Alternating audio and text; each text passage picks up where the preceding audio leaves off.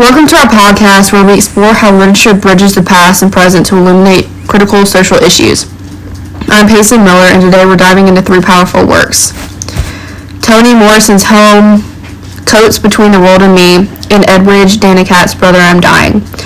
To help unpack these texts, I'm thrilled to have Londyn Godley, a scholar of Black literature and history. Thanks for joining us. Thank you for having me, and I'm looking forward to discussing these incredible works today and how they connect across themes of displacement, resilience, and intergenerational trauma. Well, let's dive right in. Displacement is a major theme in all three of these works. Let's start with Toni Morrison's Home. How does displacement manifest in Frank Money's journey? Well, in Home, displacement operates on multiple levels. Frank's physical displacement comes from fighting in the Korean War and returning to a racially segregated America.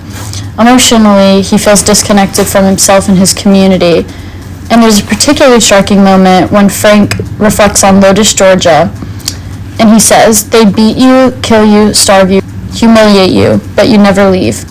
It's as if he's trapped by both external forces and internal guilt. That quote is so powerful. It's interesting to compare that to Coates Between the World and Me. How does Coates explore displacement in his letter to his son? Well, Coates used displacement as a constant reality for Black Americans.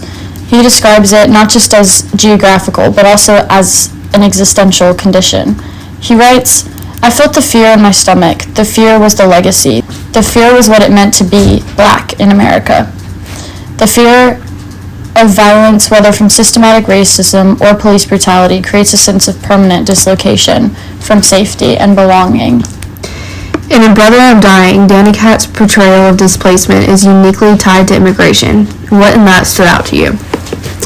Danicat gives us a deeply personal look at the physical and emotional toll of displacement. Her family's migration from Haiti to the U.S. is full of loss. This scene where her uncle Joseph dies in U.S. immigration custody is especially heartbreaking. Danicat writes, "They took his voice and they took his life." This moment encapsulates how displacement often strips individuals of their dignity and humanity. Together, these texts show that displacement isn't just about movement across borders. It's about losing a sense of self and safety, whether through war, systemic violence, or immigration. Let's move on to resilience and the role of community in these works. How does Morrison depict resilience in his work, Home? Morrison shows us resilience as a process of rediscovery and healing, particularly through Frank's relationship with his sister, C. When Frank saves C from the abusive doctor, it's a turning point for both of them. Morrison writes, "C needed him to stand up to her, and in doing so, he found himself." This moment highlights how resilience often emerges through connection and care. That's a fantastic point. Coates, however, seems to frame resilience differently. How does he address that? Well, for Coates, resilience comes from the knowledge and the refusal to accept false narratives. He tells his son, "Struggle for the memory of your ancestors, struggle for wisdom, struggle for the warmth of the Mecca." Here, the Mecca represents the community and the culture that sustains Black identity. Resilience for Coates is just about embracing history and finding strength in shared experiences. In Brother, I'm Dying, resilience seems tied to storytelling. How does Danicat approach this? Storytelling is central to resilience in Brother, I'm Dying. By chronicling her family's struggles, Danicat preserves their legacy. Her uncle Joseph, even after losing his voice to his illness, continues to lead his community with determination. Danicat writes, "His faith in life was not diminished by what he lost." This resilience is about adapting to hardship while maintaining hope and dignity. What's fascinating is how all three authors show that resilience is rarely an individual endeavor. It's deeply rooted in community and shared purpose. Now let's tackle the intergenerational impact of oppression. How does Morrison explore this in Home? In Home, Frank's trauma isn't just his own. It's inherited from the broader context of systemic racism and violence. When Frank recalls witnessing a brutal racial killing as a child, it's clear that these events shape his understanding of the world and his place in it. Morrison reminds us that the scars of oppression don't fade easily. Coates takes a more direct approach to this idea. What does he emphasize in Between the World and Me? Coates traces the historical roots of Black suffering and ties them to contemporary struggles.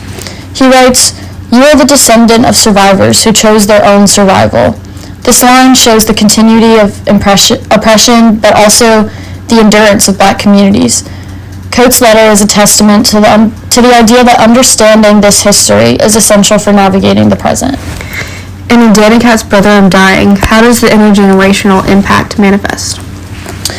Danicat's narrative shows how political instability and trauma ripple across generations.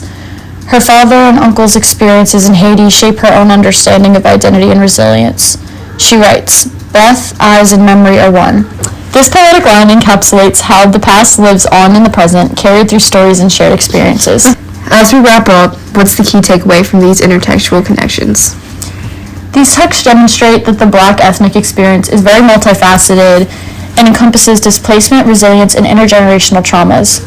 They show us that storytelling isn't just a way to process these experiences, but a form of resistance and a tool for envisioning a better future, as well as connecting between generations. Beautifully said. Thank you so much for sharing your insights today. And thank you for having me. It's been such a pleasure to discuss these works. And thank you, listeners, for joining us on our podcast today. Until next time. Bye.